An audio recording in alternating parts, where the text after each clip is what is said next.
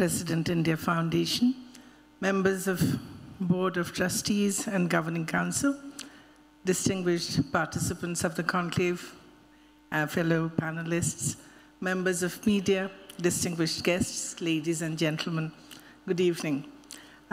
It's my singular privilege to be able to speak at the conclave. Let me particularly thank Mr. Ram Madhav for inviting me to this congregation and create this opportunity to share my thoughts with this august gathering. Bangladesh and India are our closest neighbors. We are geographically, historically, and culturally bound together. I believe that our futures are intertwined as well. Having faith in the strength of this bond, I'm here to speak about India as we see from the neighborhood and about our expectations. India was with us at our darkest hour in 1971.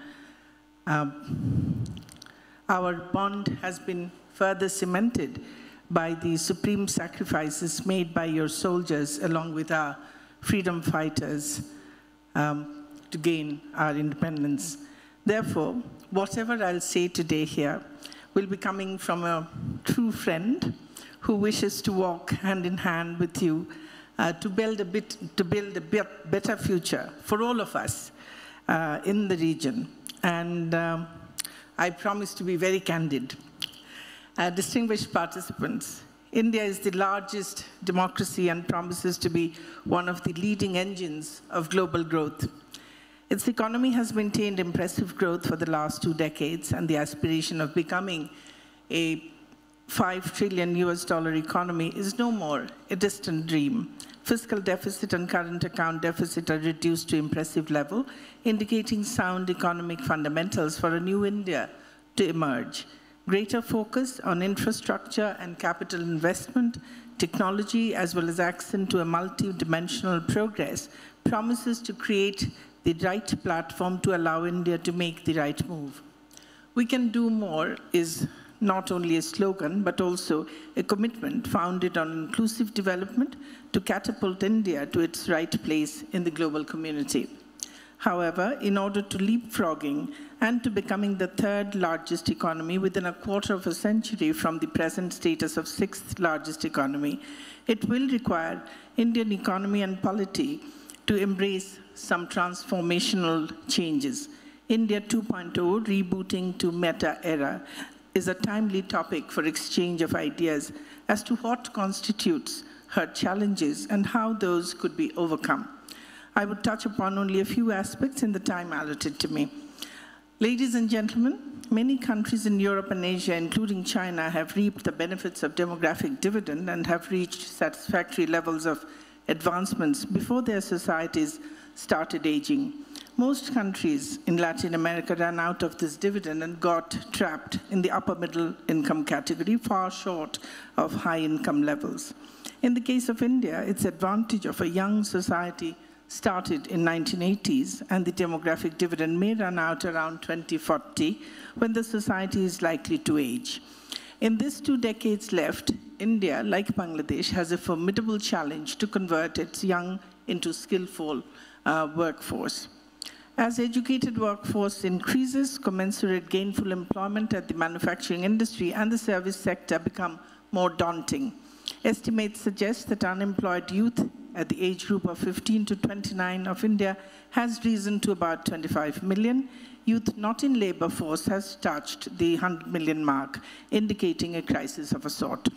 COVID pandemic might have aggravated these further. Hence, it's a stupendous challenge for India to create industrial employment and manufacturing employment. While manufacturing in India and Bangladesh are at less than 12 and 16% respectively, Thailand, Vietnam, and Malaysia have figures around 25%. Given the level of skills and education, more skill-intensive service-led growth may not address the question of employment of millions entering the workforce. Manufacturing-led growth, being less skill-intensive, has its own merits. On top of this, strategy for both India and Bangladesh hence need to concentrate on revitalizing agriculture and growing demand in rural economy as we lay focus on industry and services. Investment in seeds, irrigation, watershed management, efficient farm market linkages, extension services can no longer be given lesser importance. Informal sectors in South Asian economies are significantly large, and our economies suffer from the absence of entrepreneurs. Low levels of technology immersion and lack of spirit to innovate are other inadequacies. Our societies and economies must overcome these inherent weaknesses. India being the leader of the pack in our region, we expect it to fearlessly address these inadequacies. Else, India and also Bangladesh runs the risk of demographic disaster with a population lowly trained and less than healthy, mired in underemployment and unemployment. Such a restive, disgruntled youth will not be able to carry our countries to the level of development we aspire. Distinguished participants, India, given its size, prospects, and values she upholds, will certainly play a much greater role at the world stage in the coming decades. While she focuses on fora like UN, the G20, BRICS, Shanghai Cooperation Organization, the Commonwealth, there are emerging global realities indicating their limits. While there is a strong desire to enhance interactions under Russia, India, China, and in Japan, America, India, there are significant headwinds. The concept of Quad is still not fully clarified. Therefore, while India seeks to pursue the ancient vision of Vasudhaiva Kutumbakam and puts emphasis on her linkages with the Southeast Asia and onward to the Pacific, its real test will be in the neighborhood.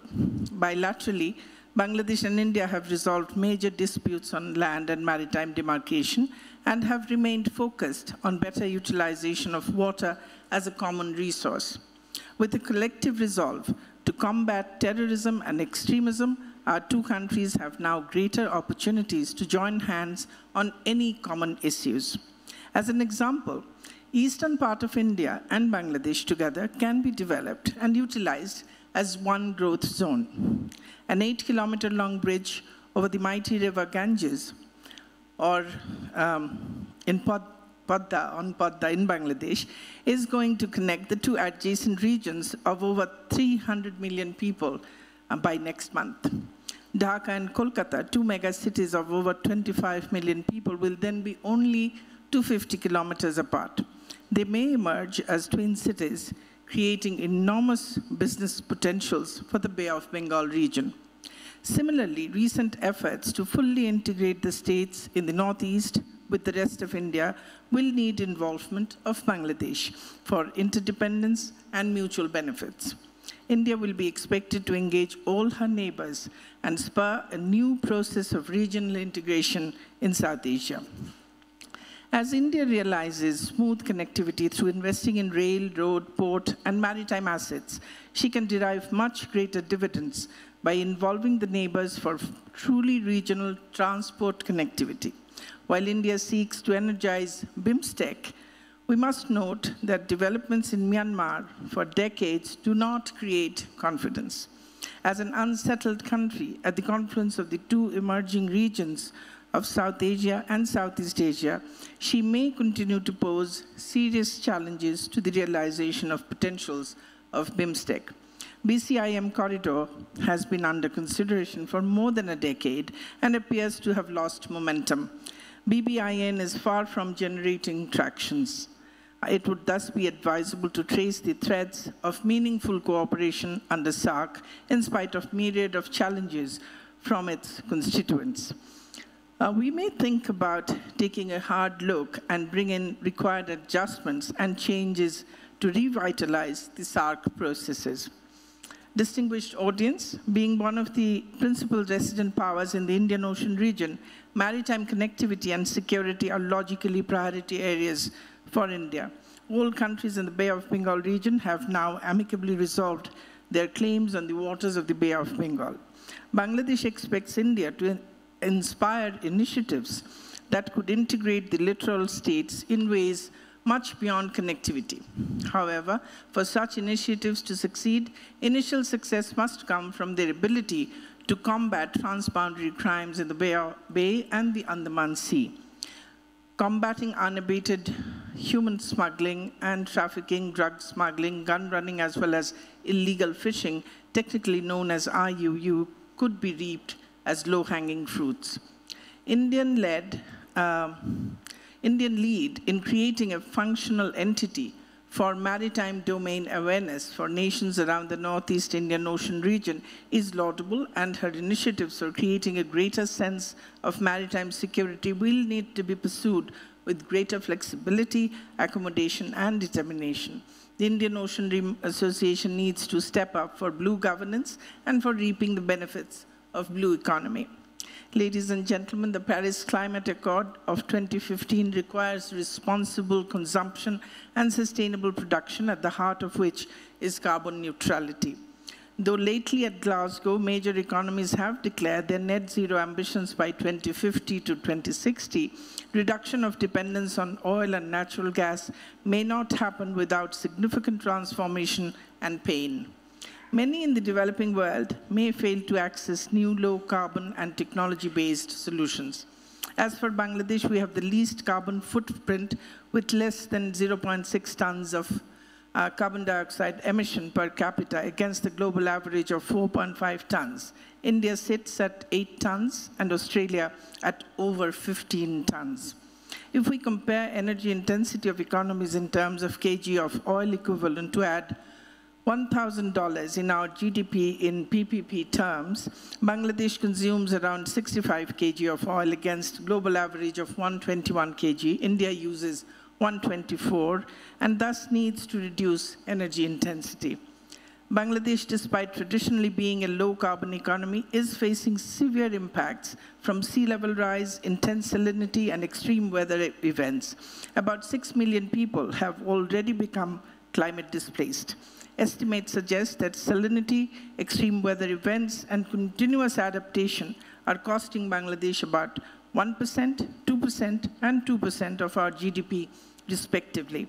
As India is seeking transition to a developed economy like Bangladesh, there are no other ways than resorting to new technologies on carbon sequestration, reduction in methane emission, blue and green hydrogen, and new mega storage batteries to be able to enhance participation of renewables in the energy mix.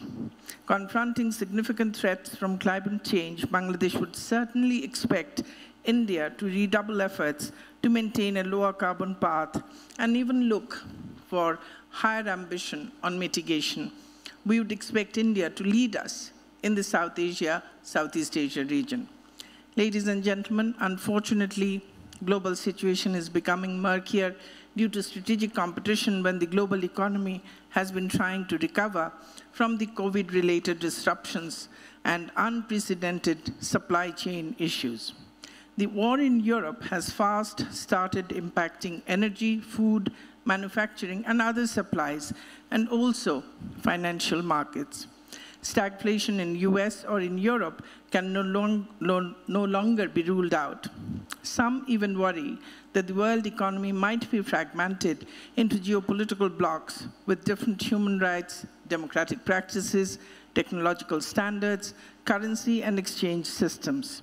Such changes, if happen, would be no less than a tectonic shift demanding significant transformation in the production networks and supply chains. India, Bangladesh, and countries in our neighborhood cannot avoid these formidable uncertainties.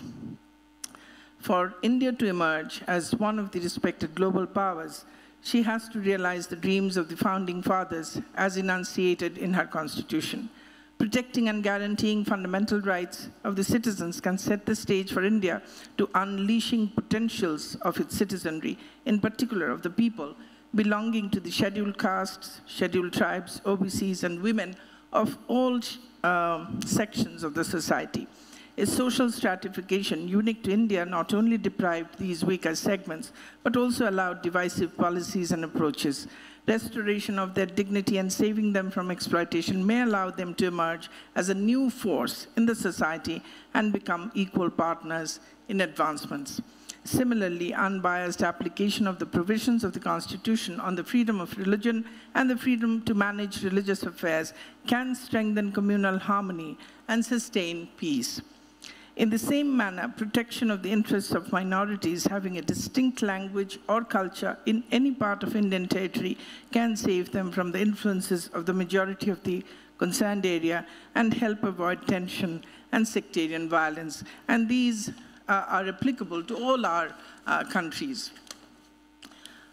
Friends, meaningful, sustained progress cannot be achieved only economically. This must be underpinned by commensurate progress on the political plane as well as on the social plane.